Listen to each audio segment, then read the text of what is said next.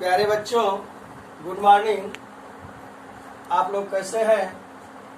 RCC inter college Ganeshpur road बस्ती की online classes में आपका स्वागत है।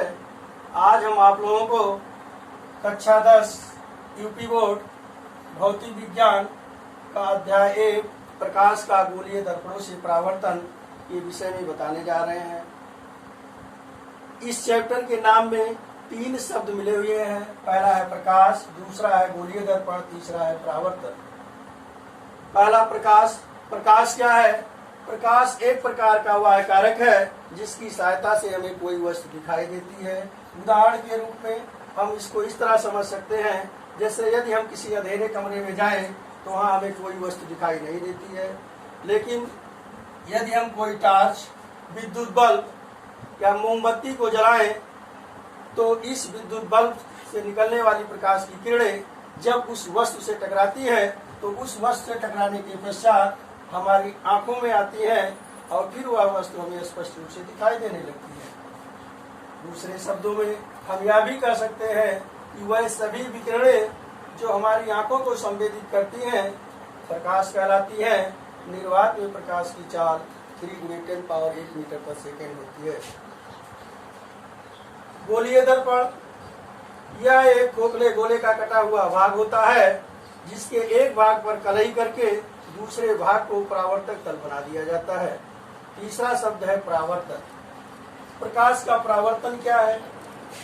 जब कोई प्रकाश की किरण किसी चिकने तल से टकराती है तो टकराने के पश्चात उसी तल में वापस लौट जाती है। इसी घटना को हम प्रकाश के परावर्तन के नाम से जानते हैं।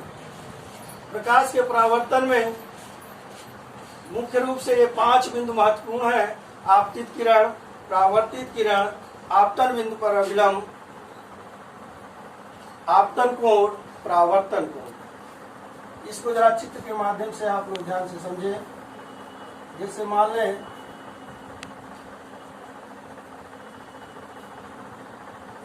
M1 M2 एक समतल दर्पण है। इस पर कोई किरण AB आपतित होती है और वह दर्पण के बिंदु B से परावर्तित होकर BC दिशा में निकल जाती है। बिंदु B पर हम एक अविलंब डालते हैं BN। ये AB किरण जिसे आपतित किरण के नाम से जाना जाता है। आपतित किरण BC को परावर्तित किरण के नाम से जाना जाता है। BN को अविलंब के नाम से जाना जाता है। B को आपतन बिंदु और इसे I यानी आपतन कोण, इसे R परावर्तन कोण के नाम से जाना जाता है। इसको हम आप लोगों को अलग से समझाते हैं। आपतित किरण क्या है? आपतित किरण का मतलब होता है आने वाली किरण। कहने का मतलब जो किरण आती है उसे आपतित किरण, और जो किरण बिंदु B से टकराकर उसी तल में वापस जाती है यानी जाने वाली किरण को ही परावर्तित किरण के नाम से जाना जाता है। आने वाली किरण M1 M2 दर्पण के जिस बिंदु पर टकराती है वही बिंदु आपतन बिंदु कहलाती है, और आपतन बिंदु पर खींचा गया अविलंब BN अविलंब कहलाता है, जो सदैव दर्पण से एकदम लंबवत होता है।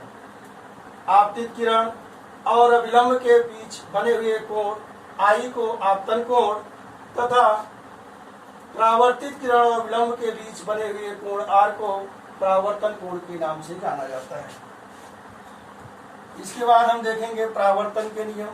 परावर्तन के मुख्य रूप से 2 नियम हैं। नंबर 1, आपतित किरण, परावर्तित किरण एवं आपतन बिंदु पर खींचा गया अविलंब तीनों एक ही तल में होते हैं।